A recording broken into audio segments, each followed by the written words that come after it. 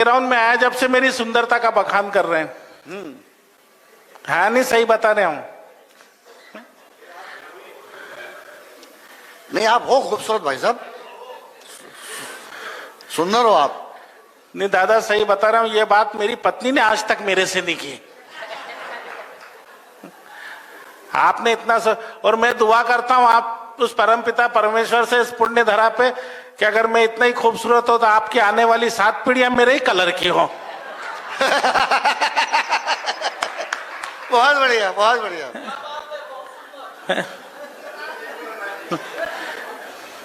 मैं कह रहा हूं, मैं आज जब से मेरी सुंदरता का बखान कर रहा है। भाई साहब, ये कलर यदि आपको इतना ही पसंद है तो आप ले लो, मैं कोई दूसरी व्यवस्था करूंगा। भाई साहब, आप फोटो उठाने की काम कोशिश कर रहे हैं, वर्तमान में जियो नहीं। अभी आप फोटो खींचोगे, कल सुबह फेसबुक पे डालोगे, परसों आपकी गर्लफ्रेंड की फ्रेंड रिक्वेस्ट मेरे पास आ जाएगी। आप न्यूट्रल हो जाओगे। वर्तमान में जियो का किसको दिखाओगे ले जाके, बताओ। अच्छा है,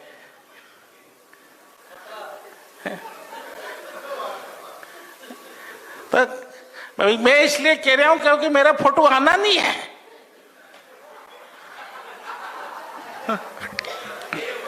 और जो आ जाते वो 1-1 हजार रुपए में बिकते हैं। हंसने की बात नहीं, बच्चों को डराने के लिए। क्या बात है। मैं कह रहा हूं, मैं आया जब से मेरी सुंदरता का बखान कर रहा है। हालांकि गुरुदेव, मुझे इस बात का बिल्कुल भी घमंड नहीं है। नहीं, क्या घमंड करना। मैं आया जब से मेरी सुंदरता का बखान कर रहा है।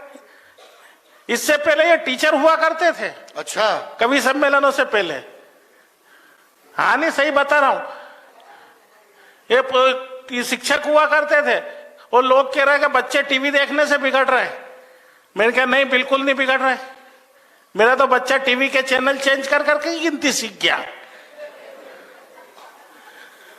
हाँ, ये टीचर हुआ करते थे। मुझे तो याद है कि एक बार क्या हुआ कि वो खाना बनाने वाली नहीं आई। मुझे पता लगा ऐसा कि इन्होंने बताया खाना बनाने वाली नहीं आई, तो इन्होंने क्या करा, बच्चों को पैसे दिए और केले बांट दिए। अब वो कुछ बच्चों को सर्दी हो गई, मौसम ठंड का था। सारे पेरेंट्स इकट्ठे हो गए कि क्या साहब आपने केले बांट दिए। प्रिंसिपल ने बुलाया, इनको डांटा। बात कर शिक्षा अधिकारी तक गई। उन्होंने कहा कि एक गलत बात है, आपने केले क्यों बांटे थे? कि सर उस दिन वो खाना बनाने वाली नहीं आई थी। तो नहीं, हमें कोई मतलब नहीं, आप गलत करा आपने। कि ठीक है साहब। इन्होंने क्या करा कि अगले दिन से क्या करा कि रोज बच्चों को पैसे दे देते। एक दिन 200 रुपए दिए, बच्चे आलू लेके आ गए, आलू की सब्जी बना दी। दूसरे दिन 200 रुपए दिए तो बैंगन लिया तो बैंगन की सब्जी बना दी। एक दिन भिंडी की सब्जी बना दी। एक बार इन्होंने 500 का नोट दे दिया, बच्चे मुर्गा खरीद लाए। मैं कह रहा हूं ना, मैं आया जब से मेरी सुंदरता का बखान कर रहे हैं। हाँ। हालांकि मुझे इस बात का बिल्कुल भी घमंड नहीं, क्योंकि कर्ण की भांति मैंने कभी दान नहीं दिया, कद का अपने मुख से कभी बखान नहीं किया।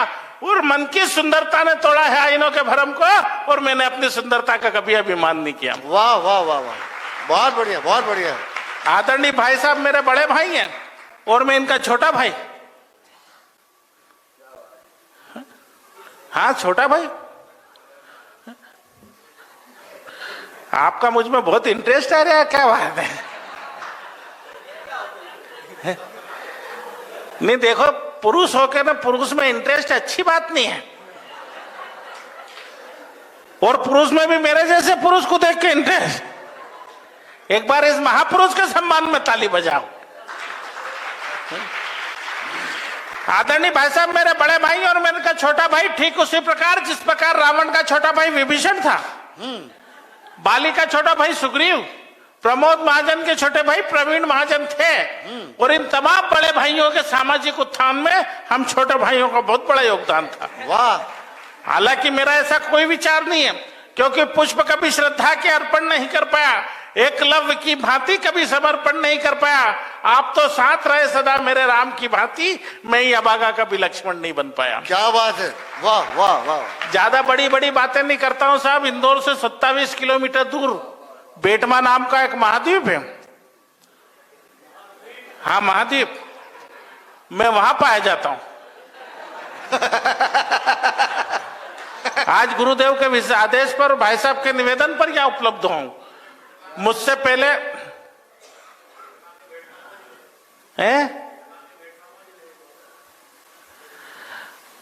यार दादा आज आप ही बोल लो यार, मैं बैठ जाता हूं। नहीं तो सुनो नहीं, फिर क्यों बोल रहा हूं? जब पैसे हम ले रहे हैं, बोलने के पैसे हमको मिल रहे हैं, तो आप नीचे से मुंह क्यों दिखा रहा है? और रोज रात में बोलते हो, कितनी बजे बोलते हो और लेट बोलते हो? घर वालों को बहुत तकलीफ देते होगे दादा। एक बार ताली बजाओ। क्या बात है भैया, बढ़िया बढ़िया बढ़िया बढ़िया बढ़िया बढ़िया। सबसे पूछ लो, तुम पूछ लो, सबसे पूछ लो, पूछ लो, पूछ लो। वो क्या लिंक टूट जाती है दादा, ऐसे सब व्यवस्थाएं बिगड़ जाती है। और वैसे ही मैं बिगड़ा हुआ हूं, जितना बिगाड़ना था ऊपर वाले ने बिगाड़ के भेजा है। आप किसी के बाप की ताकत नहीं कि मेरा कुछ बिगाड़ दे। तो मैं कह रहा था गुरुदेव को, मैं इंदौर से 27 किलोमीटर दूर बेटमा नाम का एक महाद्वीप है, वहां पाया जाता हूं। आज आपके आदेश पर, विशेष निवेदन पर यहाँ उपलब्ध। मुझसे पहले आपने कई सुंदर कवि देखे होंगे, मैं उन सब में ज्यादा सुंदर था, इसलिए मेरा नंबर जरा देरी से आया। मेरे कलर के बारे में तमाम प्रकार की बातें कही, पर भाई साहब आपकी जानकारी के लिए एक बात बता दूं कि इस दुनिया में जितने भी काले लोग हैं उन्होंने बहुत नाम कमाया। हाँ। Nelson Mandela, Serena Williams, Vivian Richards, Brian Lara, Barack Obama, Droupadi Murmu, PT Usha, Kapil Dev, Vinod Kambli, Narendra Khetri, Sanjay Khatri. अच्छा अच्छा। अगला नंबर अपना ही है। और वो विवियन रिचर्ड तो नीना गुप्ता के सहयोग से भारत को एक तोहफा भी देके गया। सही बात बता रहा हूं गुरुदेव, वो तो मेरा वेस्ट इंडीज जाना नहीं हो रहा है, वरना उसका तोहफा मुझे ब्याज से मैं लौटा कर आऊं। ये भी देशभक्ति है। हाँ। और मैं तो सच्चा देशभक्त हूं, क्योंकि अंधेरों के लिए उजाले अच्छे हैं, भूखों के लिए निवाले अच्छे हैं, और सफेद पोश देशद्रोहियों की भीड़ में हम देशभक्त काले अच्छे हैं। वाह वाह वाह वाह वाह। और सफेद पोश देशद्रोही इसलिए कहना पड़ता है क्योंकि एक सफेद पोश खड़ा होकर कह देता है कि मेरी गर्दन पर छुरी रख दो तो भी मैं भारत माता की जय नहीं बोलूंगा। समस्या ये नहीं कि उस बेवकूफ नालायक ने बात कही, समस्या ये कि गलती हमसे हुई। जिस वक्त उसने बात कही, वो छुरी यदि उसकी गर्दन की बजाय, उसकी जुबान की बजाय, उसकी गर्दन की बजाय यदि उसकी जुबान पर रख दी होती, यह समस्या ही खड़ी नहीं होती। यह समस्या तब और ज्यादा बढ़ गई जब देश के छोटे से छोटे कलमकार ने बड़ी बड़ी पंक्तियां लिख दी।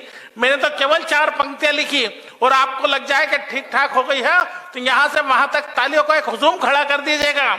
मैंने कहा कि हर पिता को अपनी वसीयत बच्चों में बांट देनी चाहिए, गलती कोई भी करे उसे डांट देनी चाहिए, और जो जुबान भारत माता की जय ना बोले, मेरा तो कहना जुबान को ही काट देनी चाहिए। वाह वाह वाह वाह वाह वाह वाह वाह वाह। बोलो भारत माता की जय, भारत माता की वंदे वंदे। आंदोलन समाप्त। अपनी देशभक्ति इतनी है। अच्छा। और क्या काला काला करते हो? हाँ। आज जब से कह रही है तो काला है, ये तो काला है?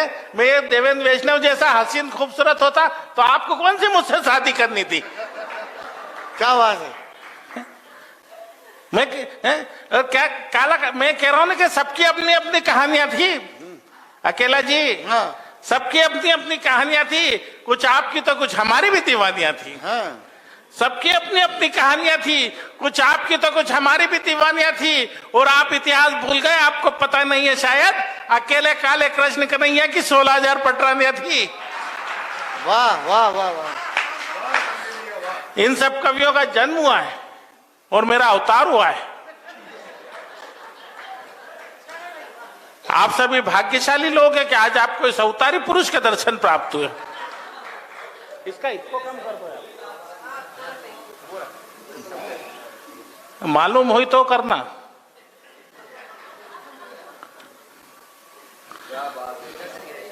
रहने दो। एसी मेरे जन्म के टाइम हुआ था। वो कलर वाले को कलर नहीं मालूम था, चाय जोन सा मिलाया। आवाज कम करी क्या? बढ़ई? चलो बढ़िया। एक बार भैया के सम्मान में ताली बजाओ। जो काम नहीं आता वो भी कर दिया।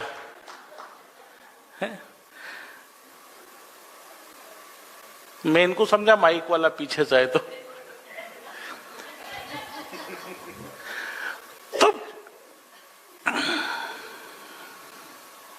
गुरु महाराज का कुछ भी नहीं बोल सकता। बात गुरु महाराज बात कर रहे थे इसलिए चुप हुआ था। जी एक बार, दादा आप कहां जा रहे हो हार लेके? इतनी रात में किसको पिनाओगे?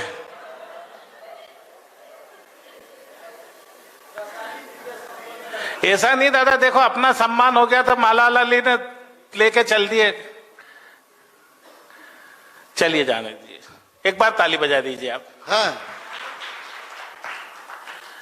तो अपनी देशभक्ति क्या मैं कह रहा था कि अवतारी पुरुष, मैं एक अवतारी जिसका दर्शन का लाभ आपको आज मिल रहा है।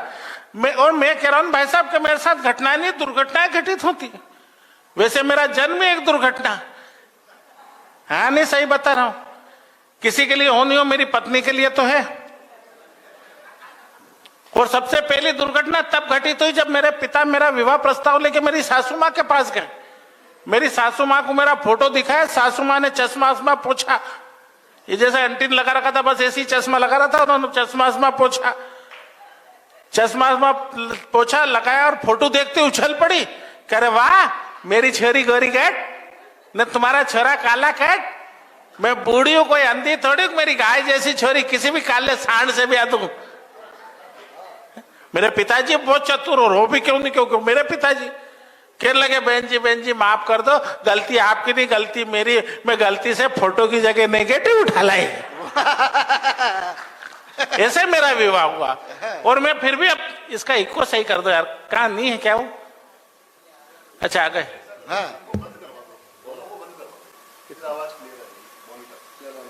नहीं ठीक। तो मैं कह रहा हूं मैं फिर भी अपनी पत्नी को ऐसी प्राप्त नहीं हुआ। मेरी पत्नी ने मुझे पाने के लिए 20 मंगलवार, 22 बुधवार, 24 गुरुवार, 28 शनिवार, 30 रविवार और 32 सोमवार, 16 सोमवार 2 बार करना पड़े बेचारी को। अच्छा 16 सोमवार 2 बार करना पड़ा। आखिरी 16वें सोमवार के दिन वो भगवान भोलेनाथ के सामने खड़ी हो गई कि भगवान मुझे सुंदर सुयोग्य वर दे तो मैं तुझे ₹1.25 का प्रसाद चढ़ाऊंगी। भगवान भोले पी के भंग के गोले ऊपर से ही बोले तथास्तु। मैं जैसे ही घोड़ी चढ़ के उसके दर पे गया तो मुझे ऊपर से ही देख के चिल्लाई कि भगवान तेरा कैसा न्याय, मुझे कुछ समझ में नहीं आया। तो भगवान बोले भी ऊपर से ही बोले कि जैसा बीज डालोगे वैसे ही पुष्प खिलता है, और रख ले बेटा ₹1.25 का प्रसाद में ऐसे ही मिलता है। क्या बात है, वाह। तो मेरे साथ घटनाएं नहीं दुर्घटनाएं घटित होती है। अभी उतरा मैं उज्जैन रेलवे स्टेशन पर, एक जूते की पॉलिश वाला आ गया, कहने लगा भाई साहब पॉलिश करवा लो। मैंने कहा रहने दे यार प्रोग्राम में जाना है। कहने लगा करवा लो भाई साहब, ऐसी करूंगा कि जूते में आपका मुंह दिखाई देगा। ये नरेंद्र सिंह जी अकेला मेरे साथ है, कहने लगे रहने दे क्यों झूठ बोलता है, इसका तो आंच में भी दिखाई नहीं देता है। बिल्कुल सच्ची बात बता रहा हूं। मैं और मेरी पत्नी बाजार गए, पत्नी ने जिद करी कि मुझे जनरल स्टोर से कुछ सामान खरीदना। मैंने कहा चलो। दुकानदार के पास गए, दुकानदार ने पूछा भाभी जी क्या चाहिए? पत्नी ने कहा नेल पॉलिश। दुकानदार ने फिर प्रश्न किया भाभी जी कौन से कलर के दिखाऊं? पत्नी ने कहा स्किन कलर की दिखा दो। अच्छा दुकानदार मजाक के मूड में तत्काल पूछ पड़ा भाभी जी किसके स्किन के कलर की बताऊं, आपकी के भाई साहब के स्किन के कलर की? मुझे तो लोग, अच्छा बात समझ में आ रही है तो ताली वाली बजाते रहना, क्योंकि मैं तो ताली से चलने वाला खिलौना हूं। मैंने मेरी पत्नी को पहली रात में कह दिया था, मैंने कहा देख सुखी वैवाहिक जीवन का लाभ चाहती है तो शर्मा मत, ताली बजा। वो बेचारी अभी तक ताली बजा रही है। तो मैं कह रहा हूं ना कि मैं बता रहा हूं आपको कि मैं ये भाई साहब बड़े बड़े प्रोग्राम जाते हैं। मुझे तो याद है कलकत्ता एक प्रोग्राम में लेके गए, मैं भाई साहब और संगीता दीदी, दुर्घटना वहां भी घटित हुई। 13वीं मंजिल पे ठहराया, इत्तेफाक से उस होटल में आग लग गई तो फायर ब्रिगेड वाले सबको बारी बारी से फेंकने लगे। सबसे पहले फेंका भाई साहब को 4-6 लोगों ने झेल लिया, उसके बाद फेंका संगीता दीदी को, झेलने वालों में होड़ मच गई। उसके बाद मुझे फेंका, हालांकि मुझे झेलने के लिए 12-15 लोग लगे, किंतु झेलते ही नीचे से चिल्लाए, अरे जलेबे को तो मत फेंको रे। वाह वाह वाह वाह। मैं तो बेटमा में रहता हूँ, वाह, नदी वाह। तालाब में नहाने वाला व्यक्ति, पहली बार गांव के तालाब में जाकर कूदा तो सारे जीव जंतु बाहर हो गए, के अंदर अंधेरा ही अंधेरा हो गया। ये मुझे मुंबई एक प्रोग्राम में लेके गया, जिस होटल में ठहरा है वहां स्विमिंग पूल। अच्छा, स्विमिंग पूल मैंने पहली बार देखा क्या, दौड़ा दौड़ा गया और कूद गया, तो वो जितने भी लोग नहा रहे थे वो बाहर हो गए। वो स्विमर दौड़ा दौड़ा कि क्या हुआ क्या आदमी कलर छोड़ रहा है। मुझे उस स्विमिंग पूल से बाहर निकाल दिया गया भाई साहब। मैं उदास होकर बैठ गया, इन्होंने समझाया कि तू क्यों उदास होता है, चल तुझे मैं संवाद दिला कर लाता हूं। ये लेके गए मुझे जुहू बीच पर। मैं भी अर्धनग्न अवस्था में मलिका शेरावत स्टाइल में टॉवल वगैरह लपेट कर लेट गया। चूंकि निरंतर यात्राओं में था, थका हुआ था, नींद लग गई। क्या देखता हूं कि थोड़ी देर में आसपास के जितने भी चील कौवे सब मेरे पास आकर बैठ गए। एक से इन्होंने फिर पूछा कि क्या हुआ, तो क्या हमारा देवता मर गया है। भाई साहब, जनरली लोग नाम और चेहरे से पहचाने जाते हैं, मैं विश्व में एकमात्र ऐसा इंसान हूं जो केवल अपने दांतों से पहचाना जाता हूं। क्योंकि अंधेरे में यही दिखाई देते हैं। मेरे विवाह के बाद जब मेरे बच्चे गोरे भूरे तो आसपास के लोगों को शंका पैदा हो गई, यहां तक कि मध्य प्रदेश सरकार तक चिंतित हो गई। यह प्रजाति धीरे धीरे नष्ट हो रही है, इसकी सुरक्षा अत्यंत आवश्यक है। उन्होंने तत्काल एक पत्र केंद्र सरकार को लिखा मुझे Z+ सुरक्षा दिलाने के लिए। हंसने की बात नहीं है साहब, जब इस सहिष्णु देश में असहिष्णुता की बात करने वाले देश के गद्दारों को पुलिस सुरक्षा प्रदान की जा सकती है, तो मेरे जैसे कलमकार को क्यों नहीं की जा सकती। वाह वाह वाह वाह वाह वाह वाह वाह। मेरी तो यह स्थिति है कि अगर अंधेरे में खड़ा हो जाऊं तो गलेरिया और छिपकलियां मेरे ऊपर चढ़ जाती है। प्रोग्रामों में जाऊं तो कई लोग तो मुझे बोरिंग मशीन वाला समझते, हालैंड। गुरु महाराज सही बता रहा हूं, जैसे ही आया नहीं वो जोशी जी जो हमारी गाड़ी वाड़ी की व्यवस्था कर रहे थे, मेरे को आते अकेला जी कहने लगे कि यार अकेला जी अपना कवि सम्मेलन कराना, कोई बोरिंग थोड़ी कराना है। अरे क्या नहीं, ये कवि है क्या? तो कवि ऐसे होते हैं। अभी पिछली बार वेस्ट इंडीज मैच जीती भाई साहब, तो लोग मेरे घर बधाई देने आ गए कि बधाई बधाई। मैंने कहा क्या हुआ, तो कि वेस्ट इंडीज मैच जीत गई। मैंने कहा इसमें मेरा क्या योगदान, तो कहनी आप पैदाइश तो वहीं क्यों, डिलीवर गलत जगह हो गए हो। और मैं तो धन्यवाद देना चाहता हूं पूरी आयोजन समिति को और आपको गुरु महाराज कि आपने प्रोग्राम बुधवार के दिन रखा। यदि शनिवार के दिन रखा था तो मैं तो आ ही नहीं सकता। आने की बात छोड़ो, शनिवार के दिन मैं घर से बाहर नहीं निकलता हूं। घर से बाहर निकलूं तो मोहल्ले की औरतें मुझे शनि महाराज समझकर तेल चढ़ जाती हैं। अगरबत्ती कान में खोज जाती है, धूप बत्ती सर में ठोक जाती है। और भाई साहब आप इतनी जोर जोर से मत हंसो, शनिवार को आप भी मत निकला करो। हाँ मैं कह रहा था शनिवार के दिन अगरबत्ती कान में खोज जाती है। और महिलाओं के बारे में क्या बात करें। अच्छा, मिलते जुलते मैं महिलाओं का बहुत सम्मान करता हूं और करना भी चाहिए। यदि अपनी पत्नी का सम्मान अपन नहीं करो तो पड़ोसी करने लग जाता है। क्या बात है। मैं महिलाओं का बहुत सम्मान, और महिलाओं के बारे में क्या बात करें। अच्छे मिलते जुलते शब्द होते हैं। अच्छा, महिलाओं में समानता होती है। कोई भी महिला अपनी पति की बहन यानी कि अपनी ननद को पसंद नहीं करती, जबकि भोला पुरुष बढ़िया है, बढ़िया भैया, बढ़िया है, बढ़िया लल्लन टॉप बढ़िया है। तो महिलाओं के बारे में अच्छा मिलते जुलते शब्द होते हैं। एक होता है माइक और एक होती है वाइफ।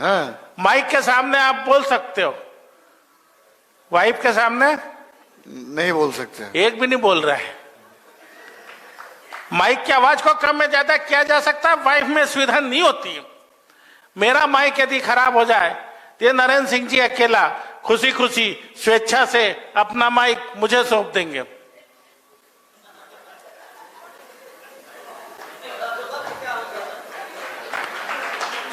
बढ़िया भैया बढ़िया। हो सकता है किसी किसी को सुबह तक समझ में आए। तो महिलाओं के बारे में क्या बात करें। अच्छा मैं तो बता दूं भाई साहब, मैंने तो मेरी पत्नी से एक सीधा सा प्रश्न कर लिया एक दिन।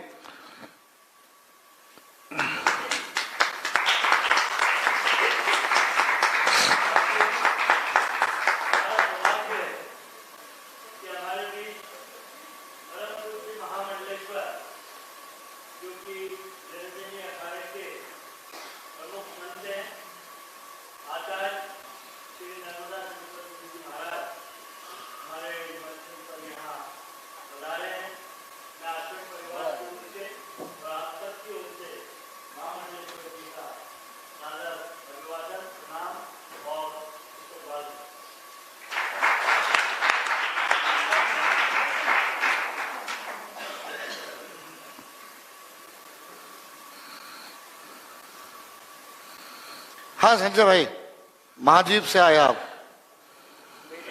बेटमा। दादा एक आध फोटो मेरा भी खींच लेना।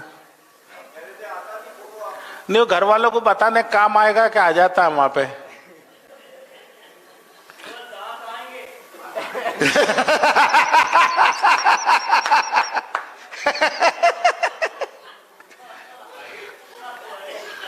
और आपकी उम्र में चला जाऊंगा तो दांत भी नहीं आएंगे। और डीएनए में दांत की जरूरत ज्यादा होती है। हाँ। चलिए एक बार ताली बजाइए। हाँ संजय भाई, कहाँ थे अपन? बेटमा में। नहीं होगा तो हाँ बेटमा से। एक बार आप ताली बजा दीजिए। तो मैं कह रहा था नहीं कि महिलाओं के बारे में क्या बात करें। मैंने तो मेरी पत्नी से गुरुदेव एक दिन प्रश्न कर लिया सीधा से। मैंने कहा बता, भगवान नहीं करे न मैं मर गया तो तू किसके साथ रहेगी। पहले तो वो दहाड़े मार मार के रोने लगी। फिर मैंने उसे समझाया कि देख आज नहीं तो कल ये होना है। तू कल्पना करके भगवान नहीं करे मैं मर गया तो किसके साथ रहेगी। कि मेरा मन तो मेरी छोटी बहन के साथ रहने का है। बात आई गई हो गई। कुछ दिनों बाद उसने कहा कि क्यों कभी भगवान नहीं करे कभी मैं पहले मर गई तो आप किसके साथ रहोगे। मैंने कहा मेरा मन भी तेरी छोटी बहन के साथ ही रहने का है। बढ़िया बढ़िया है। और अब आपने मेरे कलर के बारे में इतनी सारी बातें कर दी। मैं बता दूं मेरी पत्नी मेरे कलर के बारे में इतना सा नहीं सुनती है। उसे जब कभी मेरी तारीफ करना आती तो कहती है आज आप कितने चॉकलेटी लग रहे हो। और मैं बता रहा हूं भाई साहब, सही बता रहा हूं, मेरी पत्नी मेरे से बहुत प्रेम करती है। मुझे वो यानी भोपाल के डॉक्टर है अस्थाना स्किन स्पेशलिस्ट, उसके पास लेके गई। इनकी प्लास्टिक सर्जरी कराने के हो जाएगी, पूरा चेकअप वेकअप करा। डॉक्टर साहब ने कहा कि हो जाएगी पर खर्चा इसमें 8 लाख रुपए आएगा। तो कहा नहीं डॉक्टर साहब ये तो बहुत ज्यादा, प्लास्टिक सर्जरी में इतना ही आता है। मैं कहा डॉक्टर साहब कुछ कम करो। तो प्लास्टिक सर्जरी में नहीं होता है। मैंने कहा डॉक्टर साहब मेरी इतनी हैसियत नहीं कि नहीं प्लास्टिक सर्जरी में इतना ही होता है। तो पत्नी पीछे से बोली इनका भी प्लास्टिक में ला दो। तो महिलाओं के बारे में क्या बात करो गुरुदेव। मैं तो महिलाओं का बहुत सम्मान करता हूं, क्योंकि मैं जिस प्रोग्राम में जाता हूं उस प्रोग्राम में मुझे पुरुष देख के खुश होनी हो, महिलाएं खुश हो जाती हैं। महिलाएं खुश हो जाती है, उनका अपने पति के प्रति प्रेम बढ़ जाता है। महिलाएं खुश हो जाती है और वो सोचने लगती है कि अपने वाला कम से कम ढंग का तो है। अब मैं आया जब से इसी समस्या में उलझा हुआ हूं। ये सामने बैठी हुई भाभी जी मुझे हंसकर देख रही कि देख क्या हंस रही है।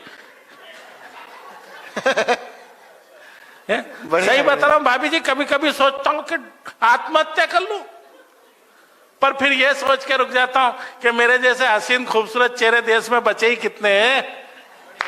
वाह वाह वाह भैया वाह, बढ़िया भैया। दीदी बैठी आदरणीय, प्यार और प्यार मोहब्बत की बात क्या करें भाई साहब।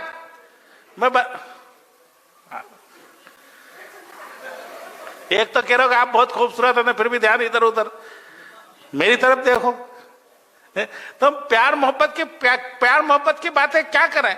क्या हो गया प्यार मोहब्बत क्या। सोमवार को प्यार हुआ, मंगलवार को मुलाकात, बुधवार को बात, गुरुवार को शादी, शुक्रवार को लड़ाई, शनिवार को रेस्ट और शनिवार को रेस्ट, रविवार को रेस्ट और सोमवार को फिर नेक्स्ट। क्या प्यार मोहब्बत की बातें करें। आदरणीय बैठी प्यार मोहब्बत की बातें करेंगी, गीत गजल की बातें करेंगी। मैं बातें नहीं कर सकता क्योंकि चेचिस सपोर्ट नहीं करता है और आदमी जैसा दिखता है वैसा लिखता है और आप सबको दिख रहा है मैं कैसा दिखता हूं। इसमें भी हंसी है। मैं कैसा दिखता हूं कि कोई गेंडा समझता है, कोई भैंसा समझता है, वाह वाह। और यहां भालू भी अब खुद को मेरे जैसा समझता है।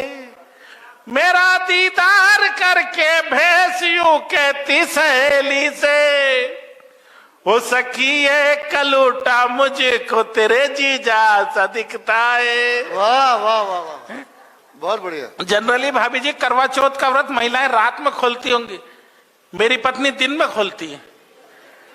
कारण क्या है मैं बताता हूं कि चुपचाप सहते हैं नहीं कुछ कहते हैं, इस दिन हम कोई सफाई नहीं लेते हैं और रब को मारती हैं जब भी व्रत करती हैं, कभी कभी चंद्रमा सुझाई नहीं देते हैं।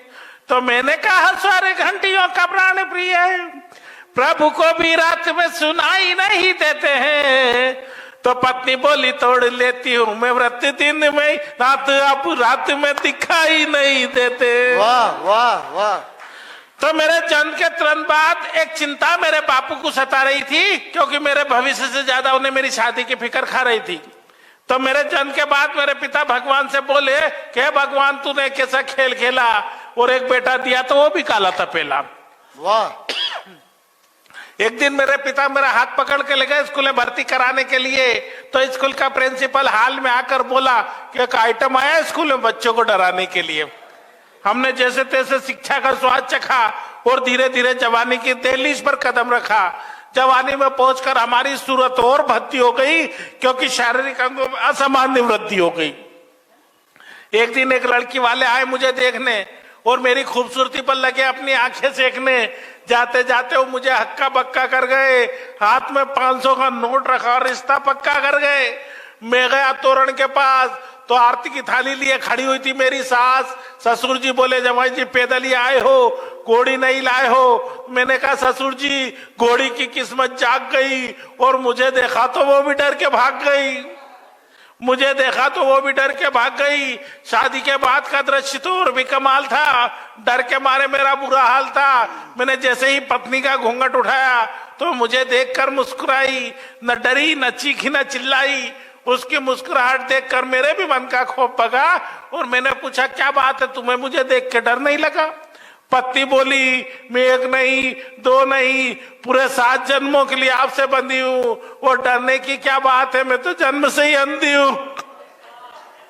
डरने की क्या बात है, मैं तो जन्म से ही अंधी हूं। तो भाई साहब इस प्रकार की घटना घट जाती है मेरे साथ में। मैं कहना चाहता हूं बात ही बात में, ये बात हर कोई नहीं जानता है। दरअसल देश के नेताओं में और हम में बहुत समानताएं हैं। हम दोनों जग से निराले हैं। फर्क बस इतना है कि हम तन के और वो मन के काले हैं। हम तन के और वो मन के काले हैं।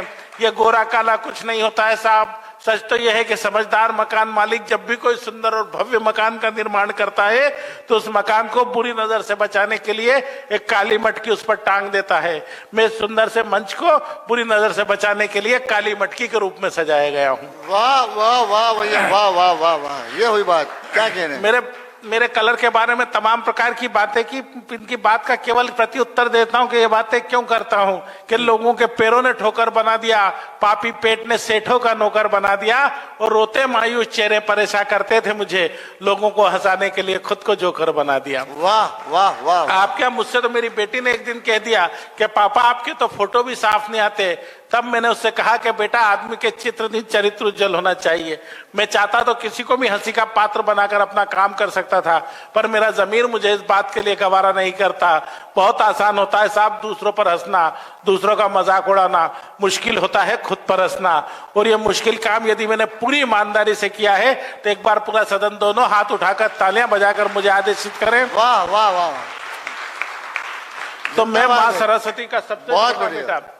अब इन कलमकारों के बीच कविता की कुछ पंक्तियां आप लोगों के बीच में रख देना चाहता हूं कि जितनी संख्या में पुरुष मौजूद हैं उससे कम संख्या में महिलाएं मौजूद हैं और बेटियां मौजूद हैं, उनके ऊपर उन सभी को प्रणाम करता हूं और आप सबको आश्वस्त करता हूं कि आप लोगों का प्रतिनिधित्व करने के लिए मेरी दो बड़ी बहनें यहां मौजूद हैं। तब मैं कहना चाहता हूं कि क्या होती है बेटियां, कि समस्याएं रोज नई खड़ी हो जाती हैं, समस्याएं रोज नई खड़ी हो जाती हैं, पैरों की पायल ही हथकड़ी हो जाती है और हंसती खेलती हुई अच्छी लगती थी आंगन में। पता नहीं क्यों बेटियां इतनी जल्दी बड़ी हो जाती है, पता नहीं क्यों बेटियां इतनी जल्दी बड़ी हो जाती है। और है वो पूंजी जिसकी कभी भरपाई नहीं होती, जिसमें से जुदा कभी नहीं इसकी परछाई होती। और कहने को होती है धन पराया, लेकिन एक बेटी है जो कभी पराई नहीं होती, एक बेटी है जो कभी पराई नहीं होती।